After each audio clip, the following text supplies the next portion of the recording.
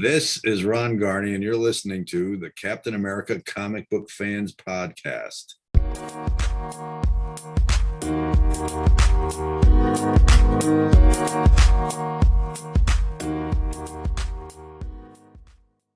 Greetings, Cap fans, and welcome to another episode of the Captain America Comic Book Fans Podcast. This is episode 39, and I am your host, Rick Verbanis. And as always, I'm joined by my co-host, Mr. Bob Lucius. Bob? Ciao. Rick. Ciao. Ciao, Bob. I don't know. I don't know if you're going Italian or Vietnamese there. It could go either way.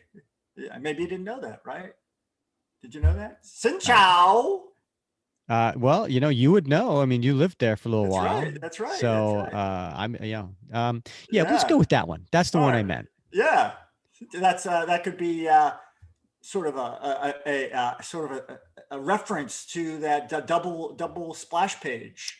Yes, we're going to be talking about that. Yeah, we're going to talk about that a little later today, right? Yeah, I got a little plug in there for myself. It all comes together. It does. Yeah, this is going to be a real fun episode because we get the chance to talk to one of my favorite Captain America artists, Mr. Ron Garney, and so he's been we've been covering him.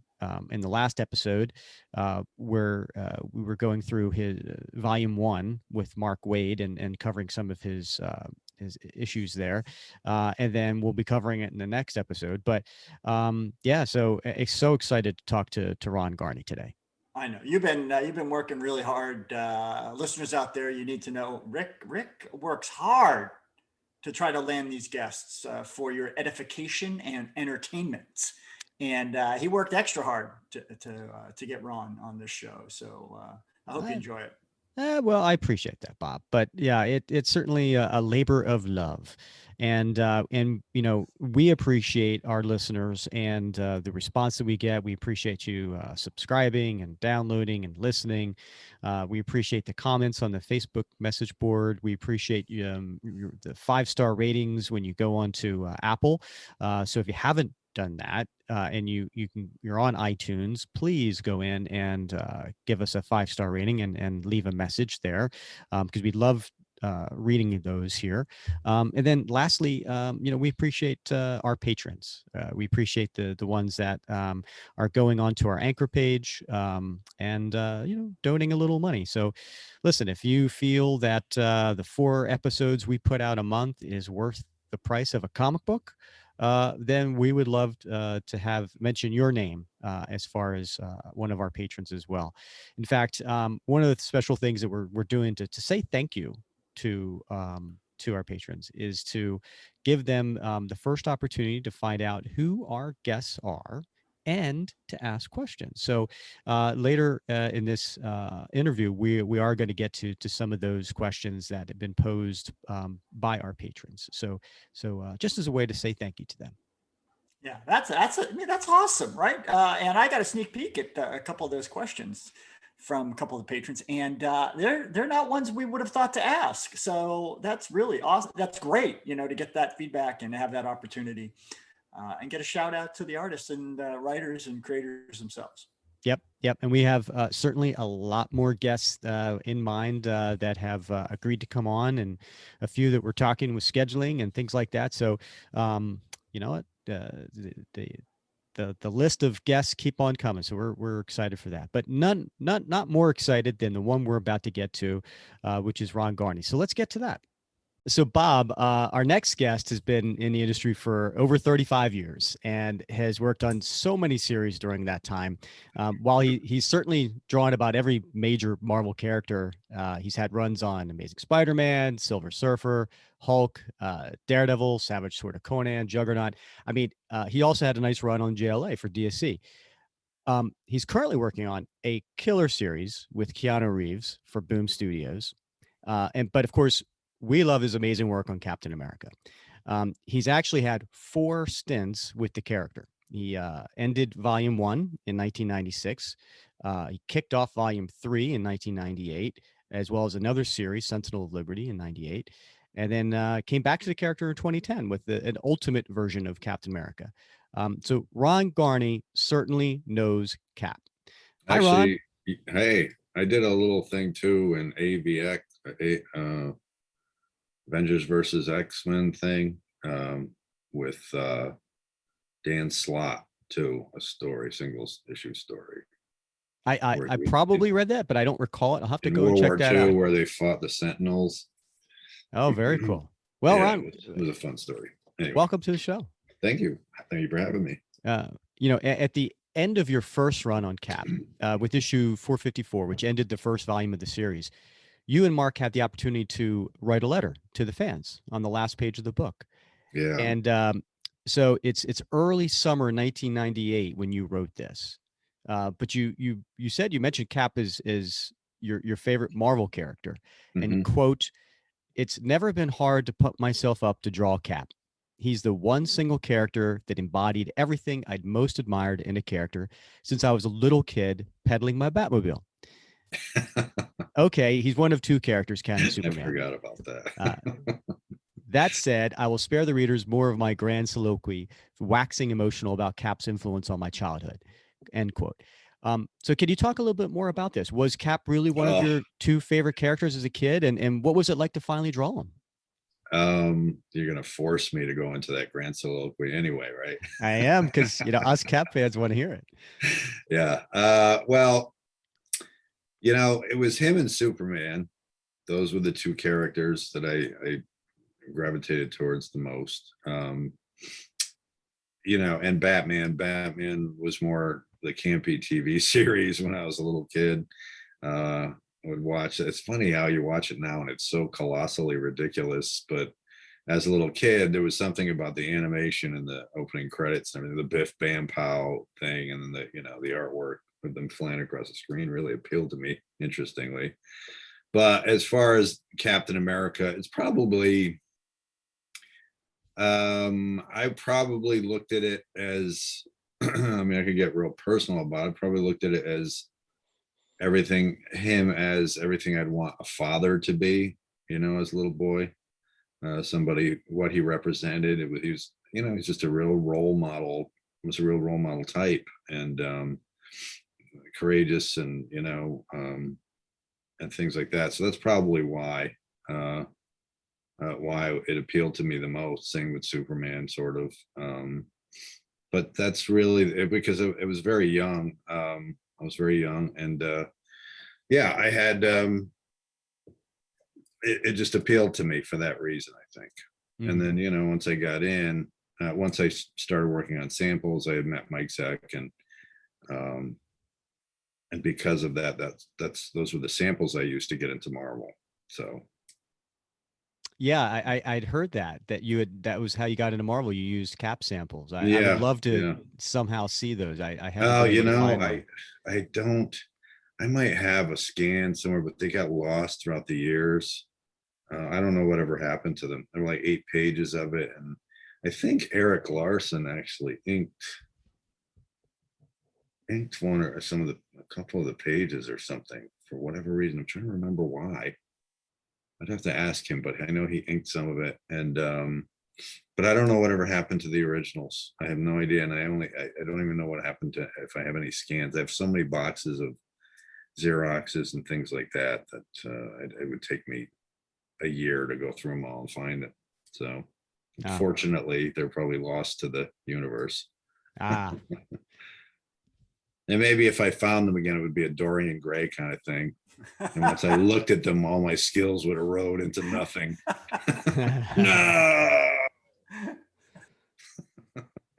Ron, if there's two things I never hear enough about from Rick, it's you and it's Mike Zeck. That's very kind of you. Yeah, and I know he's been excited like a schoolgirl for Oof. A schoolgirl. So, yeah. So a lot of squealing going on. Oh my God. Well, I gotta lay it out there. What kind of a podcast have I walked into, Captain Bacula?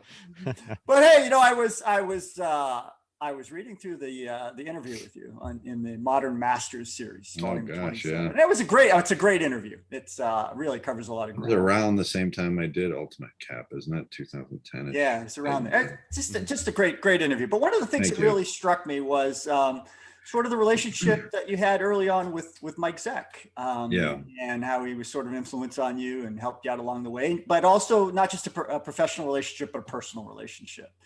And I thought that was great. So, you know, for Rick's sake, I wondered if you'd share a little bit of about that, how that sort of happened. Sure. I mean, it just happened sort of serendipitously. Excuse me. Has a lot of things in this career, to be honest with you. I was working at a bar. I was a waiter, bartender at this restaurant called Sherman's Tavern. It was like 1984 or 5, and he happened to have a comic behind the bar, and it was a Secret Wars comic, and Mike had been drawing. And I had forgotten all about comics. I mean, I hadn't read them since I was little, you know, and so I picked it up, and I was just out of college trying to figure out what I would do, you know, where I was going to go. Yeah. You know, was I going to just be a bartender my whole life? What was I going to do with an illustration degree, you know? And because there wasn't a whole lot around at that time. And I had originally wanted to be a painter, like paperbacks, the way Michael Whalen or somebody, or even Frazetta, you know, had done, Boris, that kind of thing. So that was my original interest, was painting. And so I had a lot of paintings and stuff, but I had never really even thought about getting into comic books at all. I mean, it never even occurred to me. And then I saw that comic and I was looking through it, and it really appealed to me because I always loved photography, and because of painting, and, you know, compositions appealed to me. And I had toyed with the idea of maybe going and taking film directing courses at the time, you know, in my spare time. And, you know, it was just at that stage of life where everything was sort of amorphous, you know, and, you know, as far as which direction I wanted to go. So I opened that up, and it was all there, you know, all those things I had interest in. I'm like, and it sort of hit me right away. I was like, wow, this is the coolest thing ever. Plus, I got to see heroes pitted against each other on a planetoid by some, you know, extra dimensional super being, you know, which was pretty wild to me. So it hit me right away. And I asked the other bartender where he got it, and he told me it was a little 24-hour store down the street. And so I ran down there, and I started going through them, and it just was just like, whoa, I forgot all about this stuff. And I pulled out some John Byrne, FF, and a little bit of Frank Miller, Daredevil I was looking at, you know, all that stuff back then. And I got hooked, like literally really hooked on it. It was like a strange thing, because I'm not an addictive personality, but something about them just tapped into all the things I love doing, you know. And I'm like, man, I could actually do this for a career. And I went down and I asked the guy, you know, the store owner, I said, how do you get into this as a career? And he said, well, you got to bring samples or send samples to Marvel. And then he pointed to the shelf, and there was a Marvel tryout book there. And I was like, you got to be kidding me. Like, there's a tryout book to get into Marvel right there on the shelf. Yeah. It was like this oversized. That's synchronicity right there. Yeah, it was 11 by 17. And it was Spider-Man stuff, and J.R. Jr.'s work was in there that you could ink. And then it had blank pages that you would draw and give you a story, a plot, you know, and you had to draw the story in there. And so, man, I did that, and I slaved over it, and I sent it in like the day before the deadline. So I don't even know if they got it on the deadline, which was probably not very smart on my part. But regardless, I mean, I wasn't, you know, I was still just figuring it out. And I got a few weeks later, I got a no thank you note in the mail from Marvel. And I was like, oh, God damn, you know. And I had an art degree, and I was always considered the best artist sort of in school. So it was, you know, something I kind of took for granted, I guess. And so when I got that rejection notice, it really lit a fire under me. And then come to find out, talking to, maybe it was the store owner or somebody, I think he mentioned to me that Mike Zeck, the guy who did Secret Wars, lived in the area. And I was like, what? And it turned out he lived like 9 minutes from my house, Wow. like right down the road, from Fair Upper Westville, New Haven into West Haven. And so that really blew my mind. I looked at in the phone book and there was Mike Zeck, Lake Street in West Haven. And I'm like, holy cow, this guy lives right here. I mean, so it all seems sort of like it was unfolding for me on purpose. I mean, believe what you want about the universe. I can tell you some crazy stories that would blow your mind and make you think. But that was one of them for me. And so I by the way, Ron, legal disclaimer, as you point out in that interview, don't try this at home, listeners. Don't be exactly. I've said that in other interviews. So right. Don't go cold calling people because it won't work in your favor in this particular. Back then it was, but I called him and surprisingly, I left him a message to him, so-and-so, a bartender name, and I was going to maybe give you some pointers. Didn't ask him to bring me to Marvel. I mean, just could you look at my work and give me some pointers? And surprisingly, he called me back very graciously. And we talked for a bit, and he said, yeah, so just send me your stuff in the mail. And, I said, well, we could get together. He's like, no, just send them to me in the mail. I'm like, okay. So I did. And he called me back, and it was so exciting. This guy who did Secret Wars, the comic that got me back into it. I'm talking to him. Mm-hmm. On the phone, he went over my samples and he seemed to think they were pretty good. So he gave me some tips and pointers, and so I sat, and over time I just kept reworking it and trying to get better. And then he started coming to my bar. He came to my bar. I think he called me back after I sent him my reworked pencils, and I said, well, I'm down in New Haven. If you ever want to come in for a drink, I'd love to give you, buy a drink and stuff. I bartend at this place. So we showed up. And so that was pretty much it. We sat, I was working and he was sitting at my bar, and we talked, and then he invited me to a convention to sit behind the table and do some sketches. It was really bizarre, the whole thing. And Mike was very gracious. He was a very gracious guy, in that he was always very helpful to people. A lot of people don't know this about him, and he's sort of an unsung hero in that regard, and how much he's helped guys like Jerry Ordway. Like he used to help Jerry all the time. He helped myself. This kid Howard Porter, from JLA. Mm-hmm. This guy's a friend of mine, good friend, and he helped a lot of people.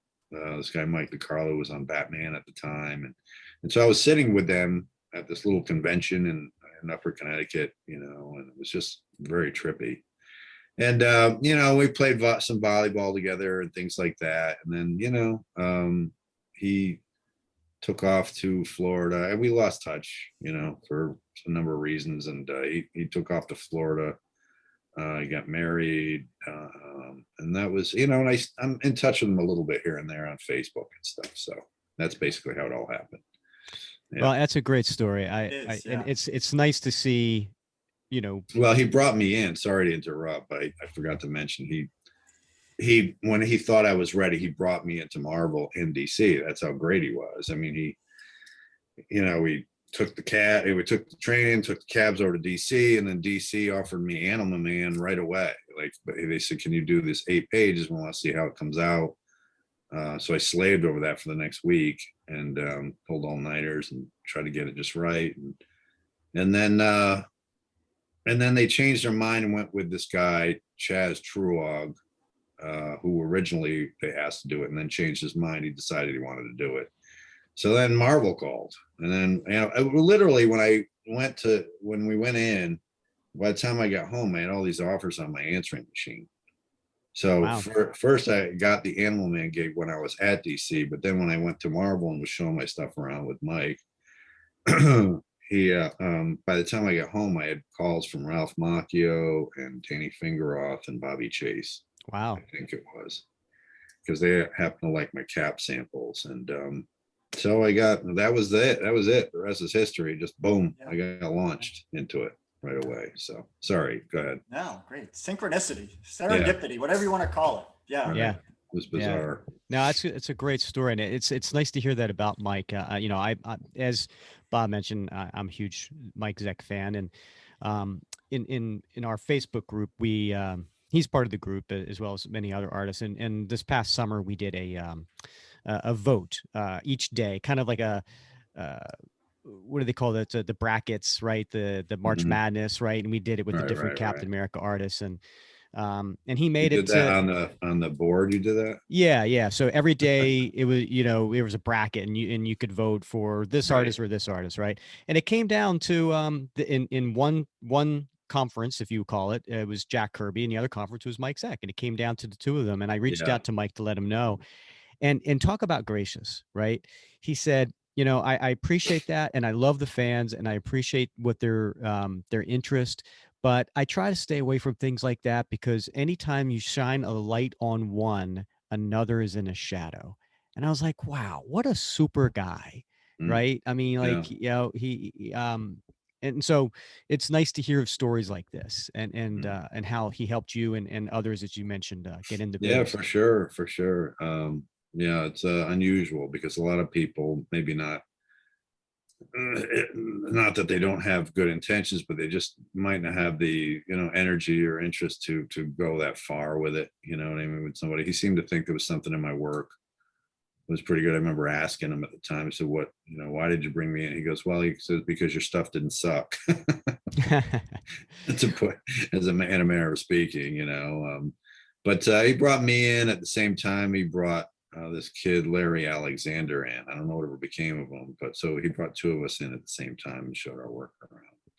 So Well, yeah, he had a tremendous run on the series, right? yeah. And then we have others that have over the years, after following, we have a nice run by Kieran Dwyer, Ron Lim, then we have Rick Levins and Hoover, and then it kind of.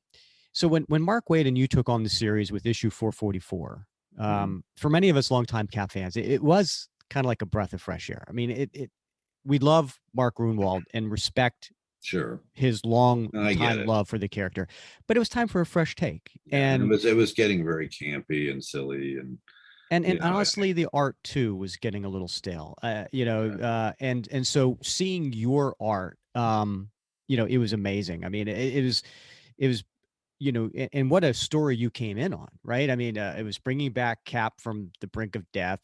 It was a fun Red Skull story. What was it like jumping into the series with such an impactful story featuring Cap's biggest foe, and then a return of his love interest thought dead for decades? I mean, that must have been like what a you just great jumping title! in, right? I What a mean, great title that would have been. Captain America, dead for decades. um, well, it was very fresh, and because the nature of the story with Cap's, with his arch nemesis, the Skull, and love Sharon from the early years, it felt like it was starting the whole Captain America journey all over again, Operation Rebirth, and that was the whole point of it. It kind of brought you back to his roots, made you take him seriously again, and I think the lowest point, and God bless Mark Grunwald, I love the guy, but the Cap armor was much too much, and it was just wasn't Cap.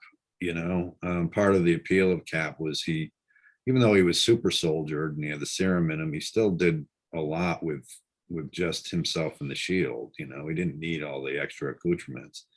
So to bring him back to his roots and his the originality of it, the original villain and love interest, and it just felt sort of like an upgrade from the old stories. And so I think the comics are a very nostalgic medium. It taps into that part of our brain, and I think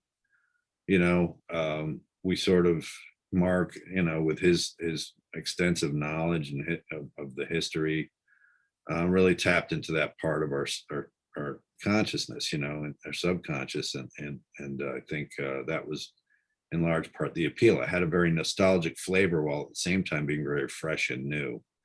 And it's like anything, it's when you look at something, you go, man, I miss those old days. And it's very rare where you can bring those old days back and make it feel like, wow, we're starting again, and that's kind of what that run did, I think.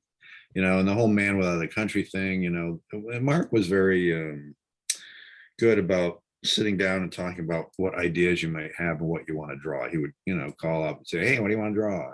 And so you would think about it. And, you know, and when I first met him was at Marvel. They introduced me to him, and we sat outside in the, you know, outside the bullpen, and we just talked about it. I just said, you know, at the time, I think True Lies had come out. And I thought, man, how cool would it be if Cap was, you know, more of a secret agent and he had to go on secret missions instead of, you know, something that would be something new and interesting, you know, sort of like a secret agent man. So that's sort of how Man Without a Country came about.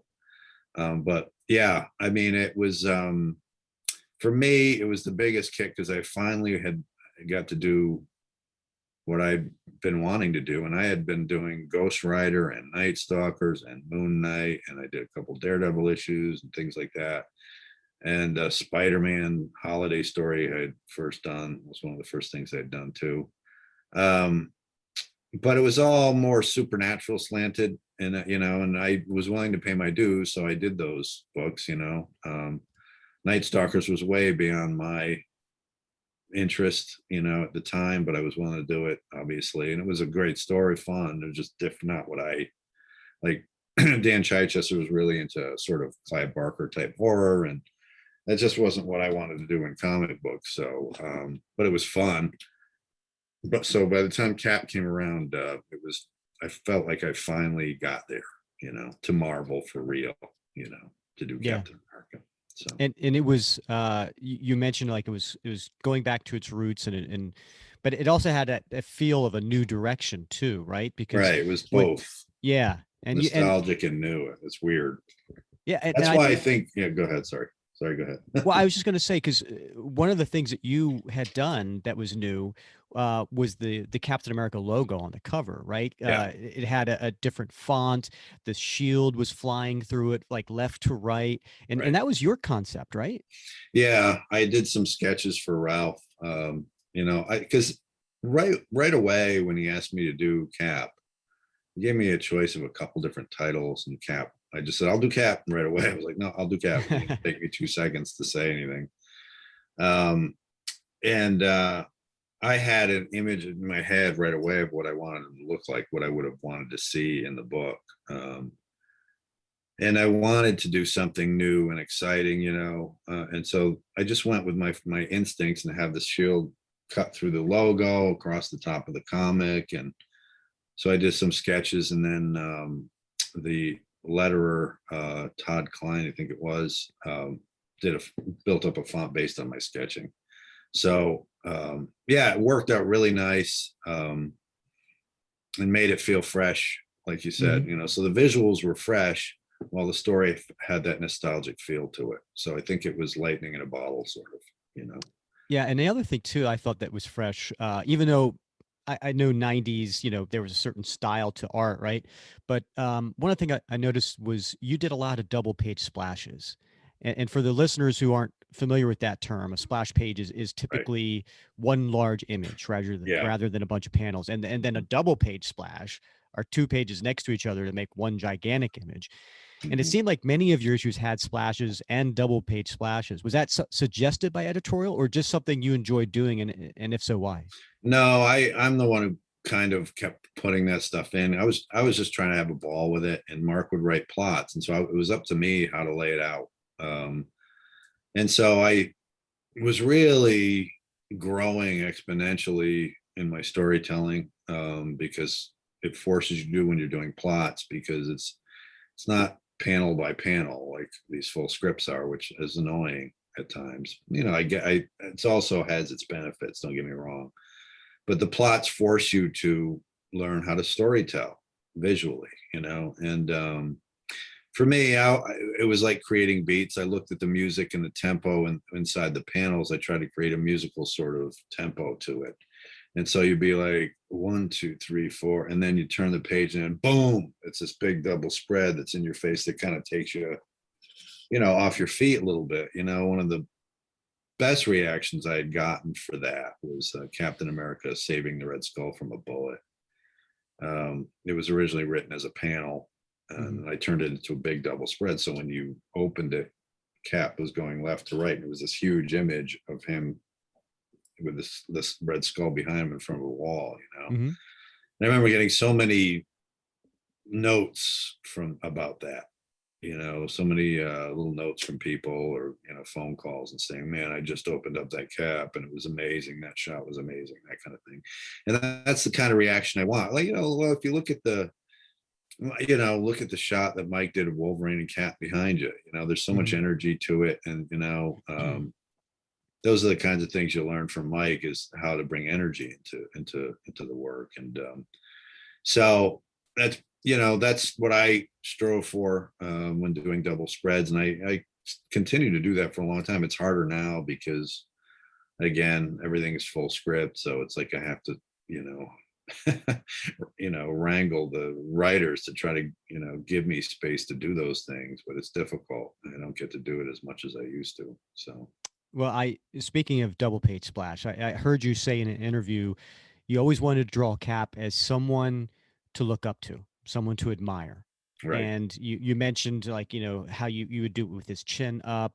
And you talked about the last double page spread at 454, where Cap is fighting the army in the jungle. That just popped into my head as you were saying that. Yeah. Yeah. And you said you described it as very majestic, because it had, you wanted to, in that double page splash, you wanted to show Cap as he's meant to be, and what Cap is all about. Right. And I'm a little, this is being a little selfish here, because I would love to hear more about that, because Sure. I am now going to be the proud owner of that double page splash. I've got it coming in the mail tomorrow. Okay. And I can't wait to get it and frame it. So that's one of my favorite pieces of work. I mean, yeah, and doing that was a real opportunity. I felt a visual opportunity to really create a feeling for the character of what I thought he should represent personally.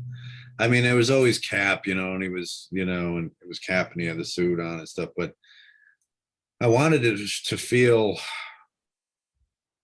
not so much, I wanted it just to be the absolute essence of him.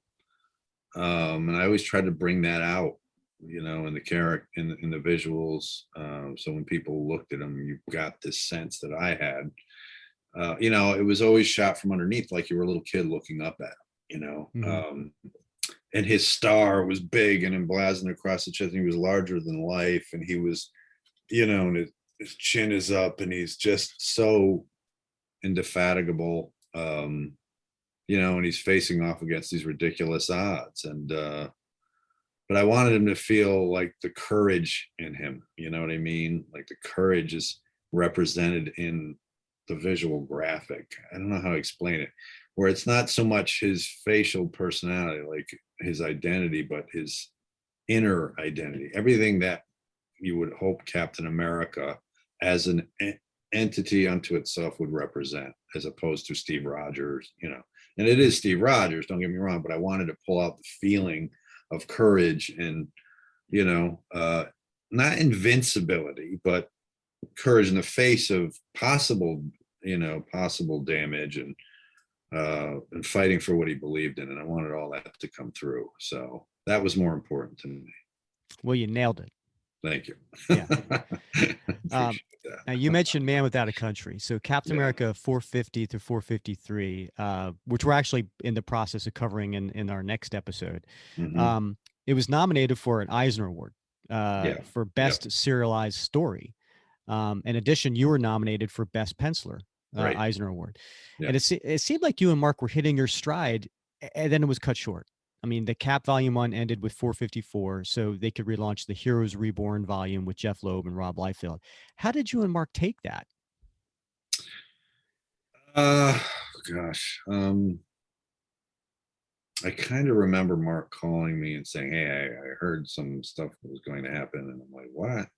And then I got the call from, I think it was Bob Harris or somebody, basically saying we were off the book. It was just sort of a shock. Like, what? I honestly, I felt sort of numb about it at first.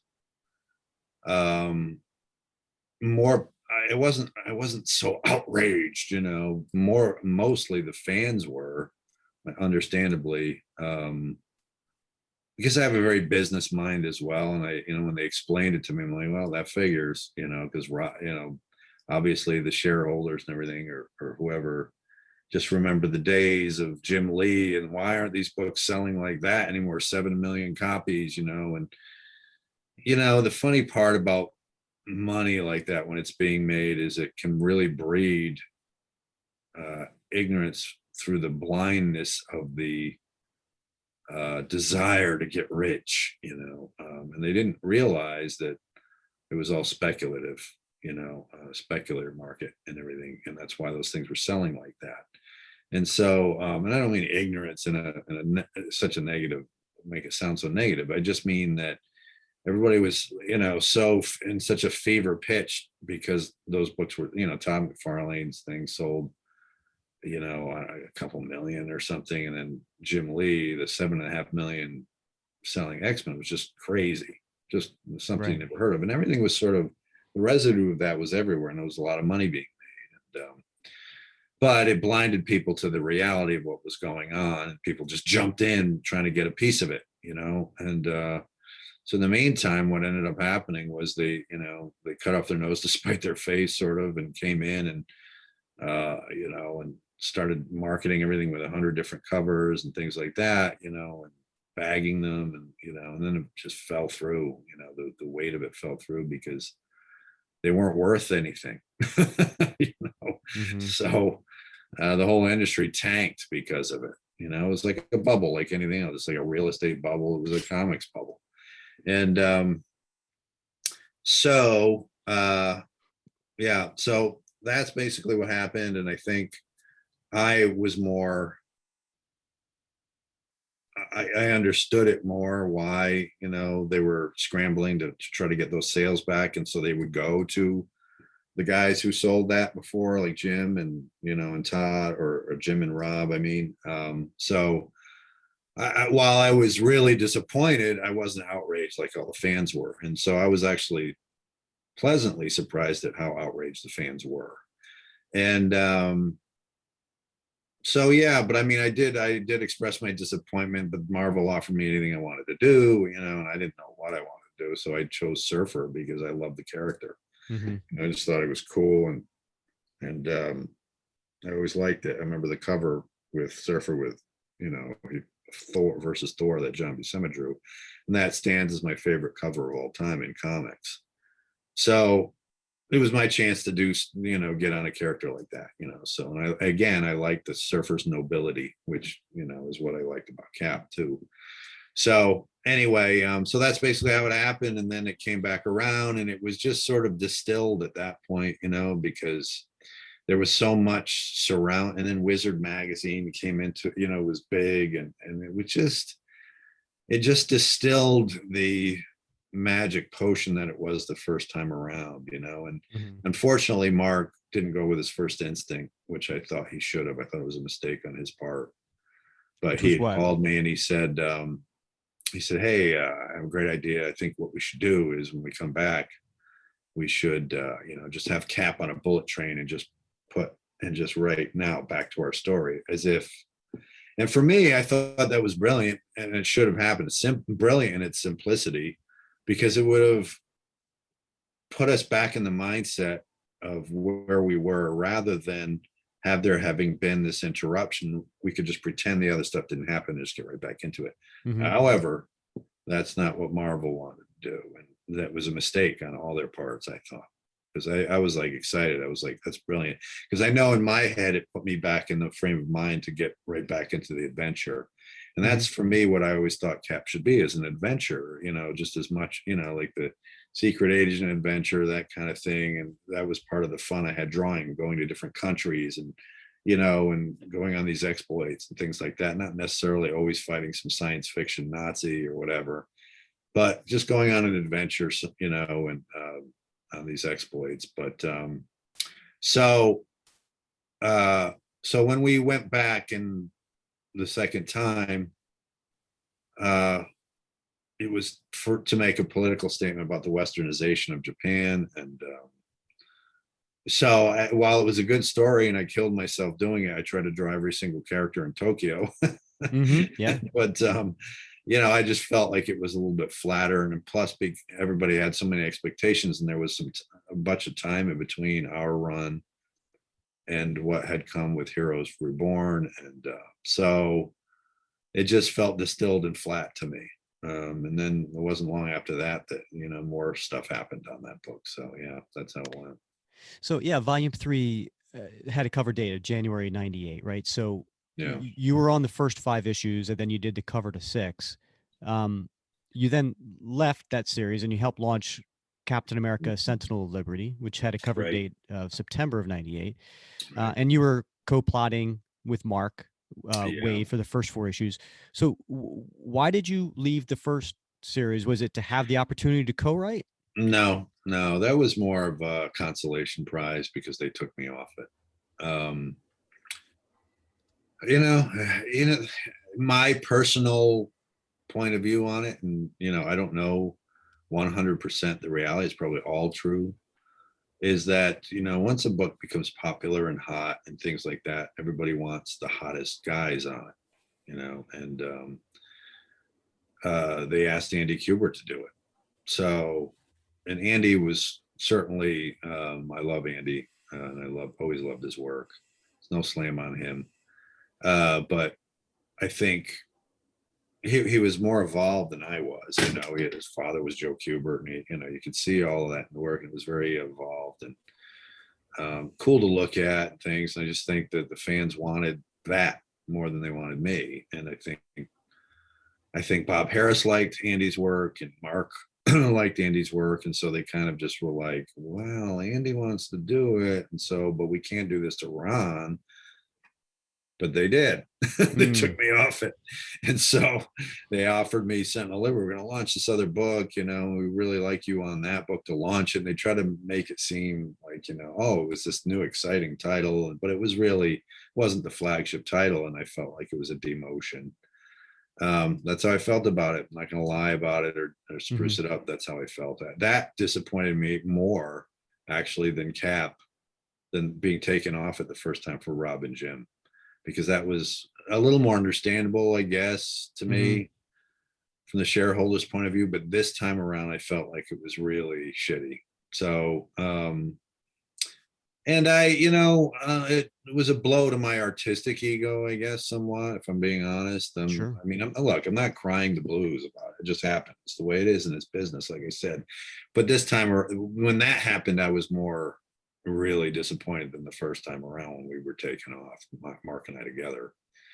But this was for something else entirely. And so it just while I tried to have fun with the Sentinel Liberty thing, and I really I could have quit, I could have quit Marvel, whatever it was, but I wanted to keep my career going. And but I realized also I felt like I was being taken for granted and bounced around a lot. So yeah, so that's basically it. And I tried to make the best of it, and then I finally left that because I wanted nothing to do with Cap anymore because of just such a negative sort of thing from my point of view of constantly being taken off. And I felt underappreciated a little bit, not by the fans so much, but by that situation, I guess. But I understand it. I love Andy, loved his work. I wasn't mad at him. It just is what it is. So it's just business at the end of the day. Yeah, you can take it. The funny thing about comic books is it's very personal to us as creators, if you want to use that term, because we put so much of ourselves. We spend all day long in these rooms producing this to be put out there for the public to read and to be fans of, and so it is personal to us, and it becomes and the fans kind of join you in that ride and how personal it is. I love the fans, they join you in that, and it's the only way out of the isolation. The only way out of the isolation of doing this for a living is meeting and talking to the fans, so it is very personal, I mean, I'm always able to separate and say, okay, it's just business, but man, that felt really personal to me at the time. Before that, it wasn't quite as personal. when books are selling 7.5 million copies, I get it. Marvel's like, why the hell are these things floundering? Why don't we go back to the guys that were selling millions? And so that's what they did, and it was a big push. Still didn't sell millions, but still did well, just in the hype of it. So there you go. That's my answer. Ron, Hey, Scott Bakula. Yeah. Hey, around this time, I got to say, I wasn't reading comics at this time. I had gone off into the Marines, and I was living overseas and doing, Marine Corps. Well, you wouldn't be able to tell that from your room back there. Well, after I got back, I got resettled again. I had a kid. I got back into collecting, back into reading. I went back, and I got to be honest with you. I wasn't moved by a lot of stuff that I went back and read, but I love the Sentinel of Liberty series, and oh, that's good. I've trumpeted that so many times to folks that maybe they read the main volumes, but a lot of these sort of mini series or one shots they don't read, but that one has always stood out to me as just such a fun, exciting, well drawn series of yeah stories. I mean, don't get me wrong, I did like doing it, and I'll get back on a positive slant about it. I mean, I did like doing it for I co-plotted it, Mark and I would talk on the phone and he would write it up, and but it really wasn't that much different than what we were doing on the original title anyway, other than I had a little bit more input even, but I did love doing the Invader story, and I love doing stories that are retro.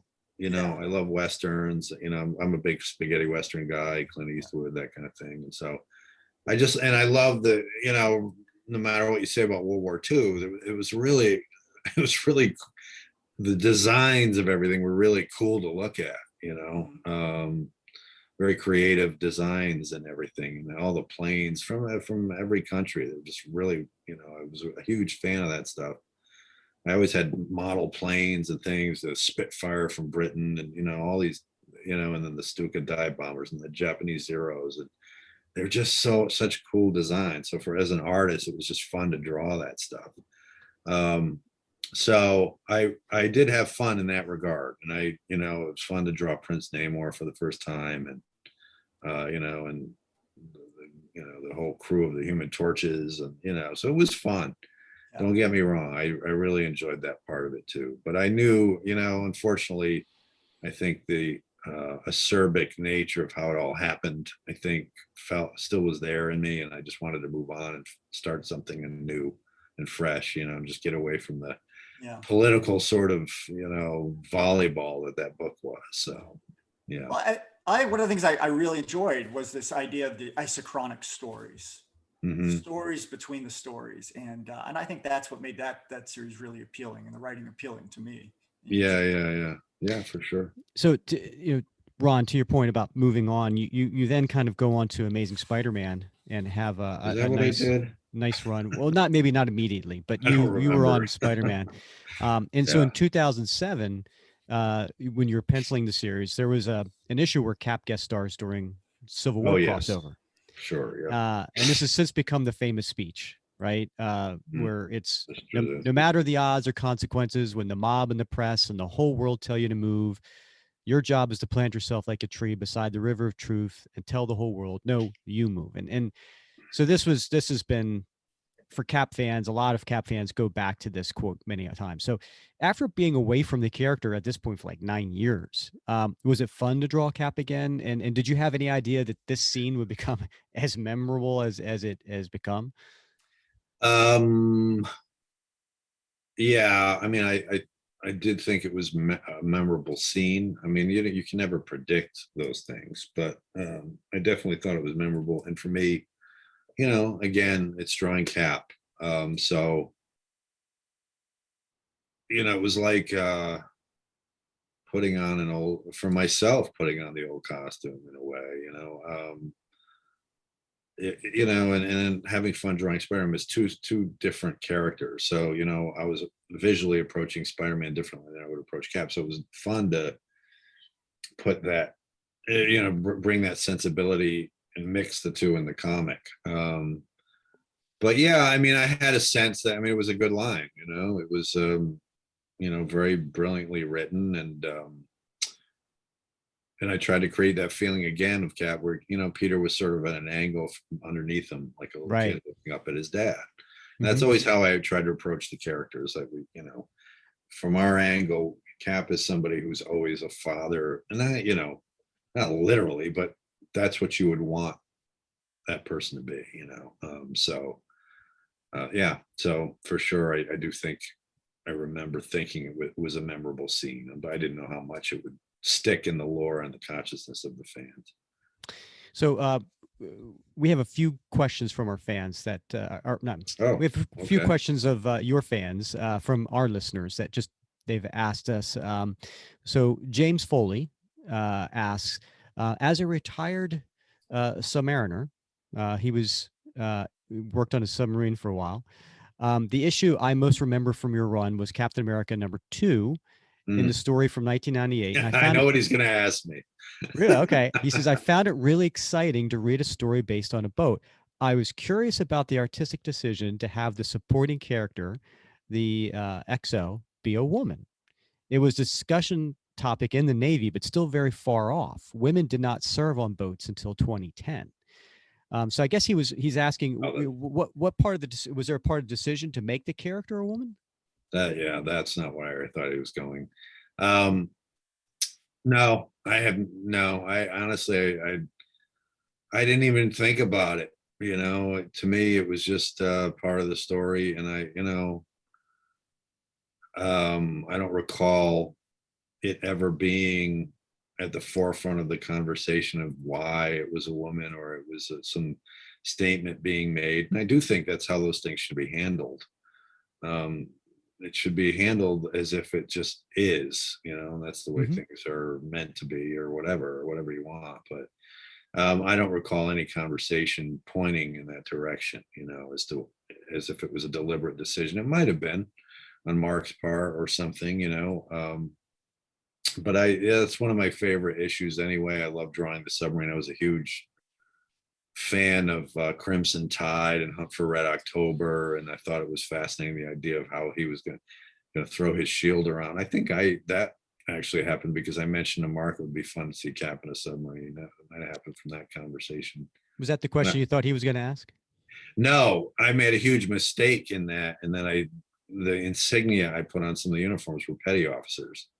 And so I made a artistic error, and I was drawing, the wrong insignia on some of the officers. I probably shouldn't point that out, but it's, unfortunately, it was something that got through editorial, and we all just were. It was just a silly mistake that shouldn't have happened. So I thought that's what he was going to mention. Gotcha. All right. Grant Ball asks, my question would be about what the creative team's goals were in regards to taking over the series after Volume 2. They had previously had a short bit of time during Volume 1, so were their outlooks and plans at all affected by the Heroes Reborn arc? I don't, like I said, I thought Mark's idea was brilliant to maybe just bring him back in and put him on a train like nothing had happened. Like, now back to our story was going to be the first line. Like, and we just act like it. Okay, well, that was a weird dream, you know? I don't know that it was planned because of Heroes Reborn, or, I do know it was referenced here and there. And I think that's probably part of the reason why Marvel rejected it, is they didn't want to just toss shade at Jim. Sure, right. And Rob that way. So I think that's why I went to Japan, and there was reference, and they wanted to tie it in. I think they did in some later issues with other titles or something. I'm not quite sure. So, all right. One last question from our listeners. Stephen Penipede asks, do you ever see yourself coming back to do another run on a Captain America book? I doubt it. I mean, you never say never, but I mean, I'm not at Marvel now. It's been a long run there. You never say never. Remember, I think John Burnett said that at one point, when he came back to a title for a stint. But at this point, I can't envision it. My my desire is to go off and start doing other things. Like I'm doing this Berserker thing with Keanu Reeves, and you know, and I've always wanted. I worked in movies before, and I kind of want to evolve into something else. You know, that's always been my nature, is to keep changing and evolving into other things. You know, I mean, and even in my artistic style, I was always was attempting to do different sort of looks on characters, you know, never to be pigeonholed into one thing. So while I'll say never, I don't see it in the, you know, right now. So Right. not that I wouldn't. I mean, I love drawing them. So I want our listeners to know about your current series, which is you just mentioned it, right? It's Good Berserker, and it's co-written by actor Keanu Reeves, and Right. As well as New York Times bestselling Matt Kint. I love the way everybody puts that in front of his name. Oh, New York Times bestseller. And it's published by Boom Studios. Now, Right. Issue 4 of the 12-issue miniseries comes out this month. So can I you? think it's issue 3. Yeah. Well, this comes out in a few weeks from now.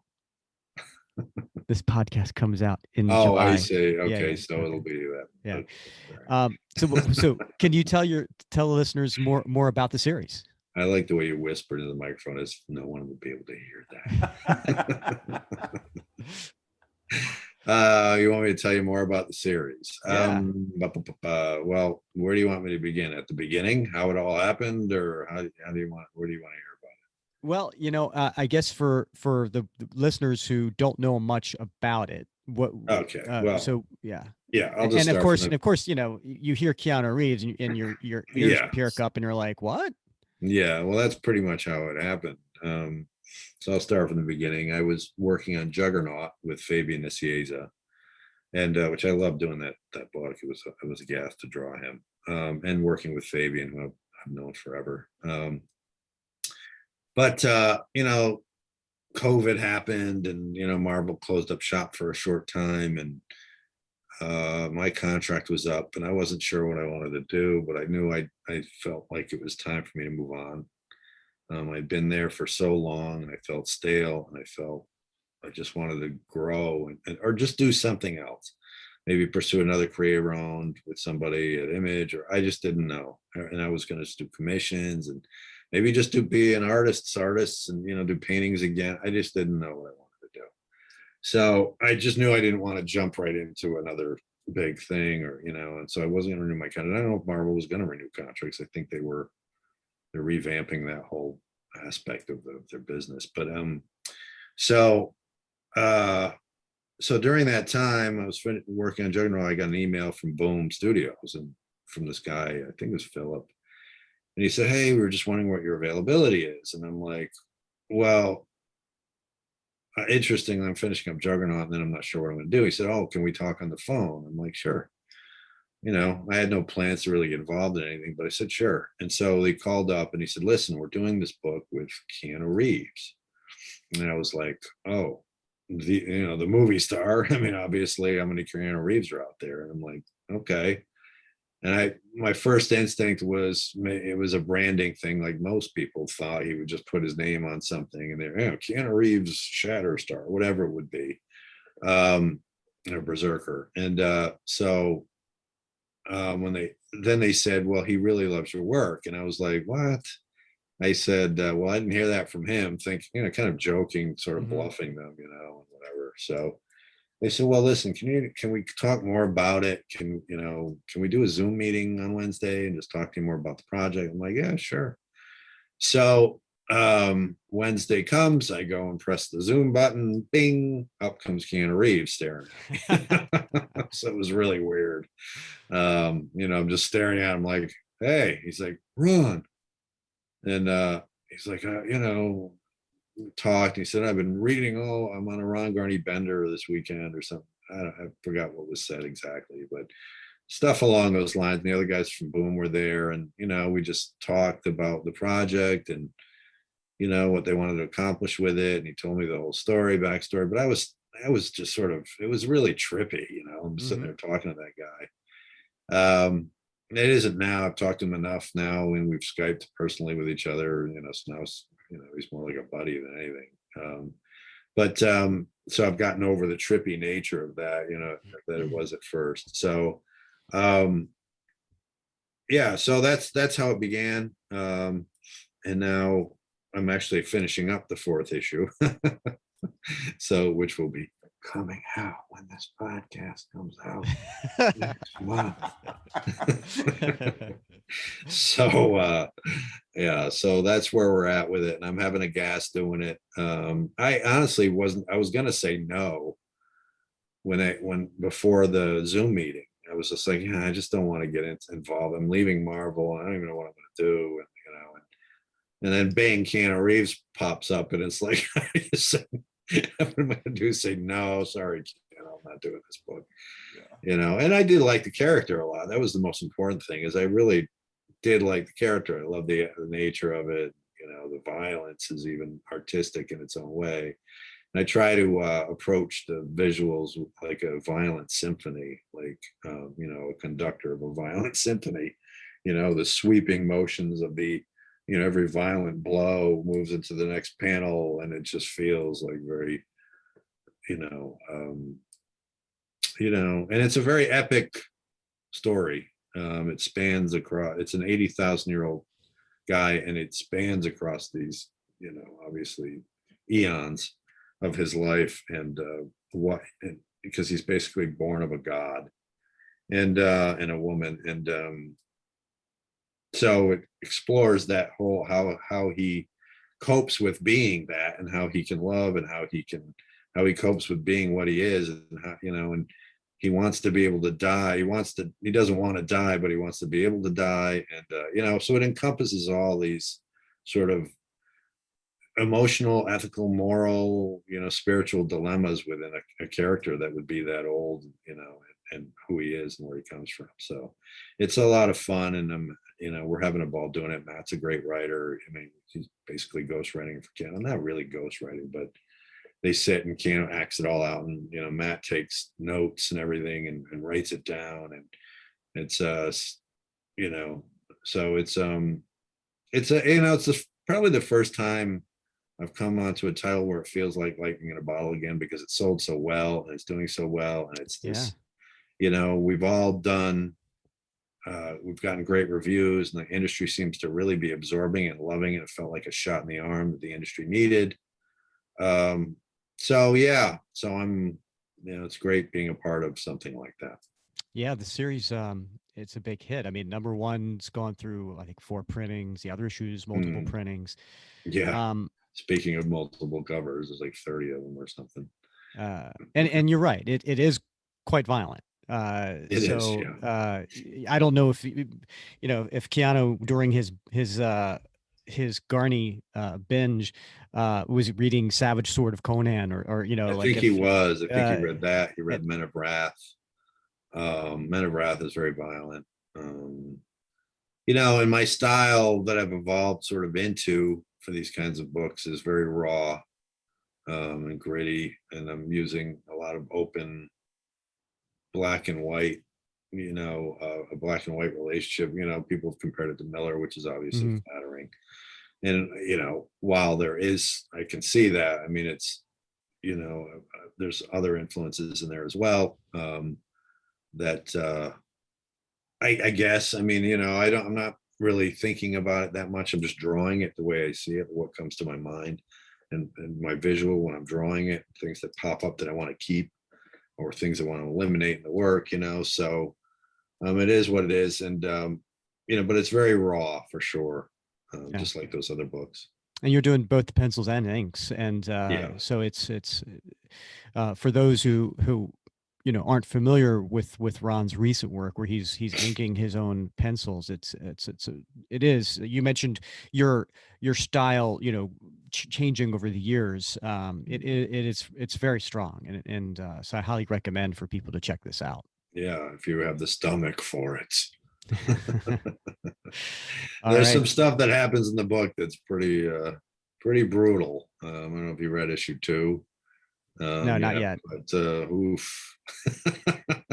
I'm just warning you. It's brutal, and but that's the nature of the character. It's not this gratuitous, it's just violence for violence sake. He was created for that reason, and so it's this tribe that keeps this farmer, they're basically peaceful farmers, and they keep getting decimated by warrior tribes in the area, surrounding areas, and they come and they rob and they pillage and they rape and they steal, they take all their resources, even their children, as to bring as slaves or whatever. And so they make, they pray to these gods, to their gods, and the mother gets impregnated by a lightning bolt from the sky, basically, and Berserker is born to defend this tribe. And but it's so out of control, and then the father figure in it sort of starts taking advantage of it and exploiting it to sort of a Twilight Zone sort of moral tale too, in that, I don't want to give too much away, so because those issues haven't come out, but that's basically the thrust of it. Yeah. No, again, I think it's a fun story, and I can tell you're having a lot of fun with it. So Yeah, I recommend people check it out. it's been a gas for sure.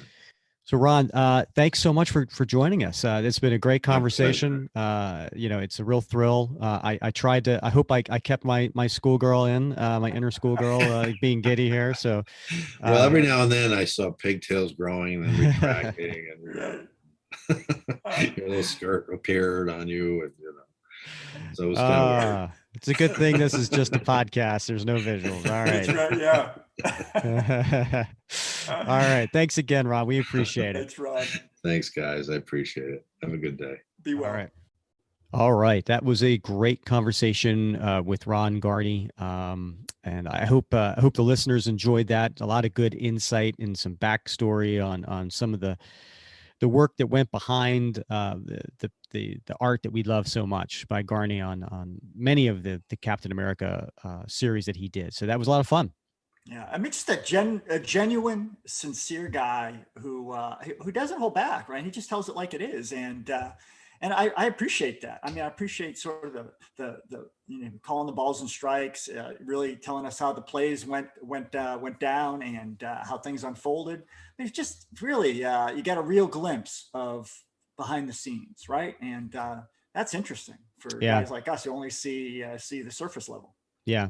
And how cool it would be to have be able to work on one of your favorite characters growing up. I mean, like the fact that he did the sample pages to get into Marvel, he did Cap, and to eventually get to draw that. I mean, that's a dream come true, I think, for any comic fan. Yeah. And I mean, and that story about Zeck, man, that's just talk about synchronicity, right? I mean, he called it serendipity, synchronicity, whatever you want to call it, the stars aligning. I mean, just a great story. It was. In fact, we'll finish up our Ron Garney trio here. So if you missed episode 38, we cover Captain America 449 through 451. We cover those three issues by Mark Waid and Ron Garney. And then next episode, episode 40, we're going to finish off that story with 452 through 454, which actually also finishes off volume 1 of Captain America. So we talked about some of that today with Ron Garney. And so it'll be now, next episode when we cover these, it'll have a little bit more insight and a little bit more meaning when we cover those issues. I'm looking forward to it. All right. Well, Bob, as always, been enjoying a Rapping Cap with you. Indeed. Let's do this again sometime soon. Let's do it next week. All right. He's Bob Lucius. I'm Rick Verbanis, and you've been listening to the Captain America Comic Book Fans Podcast.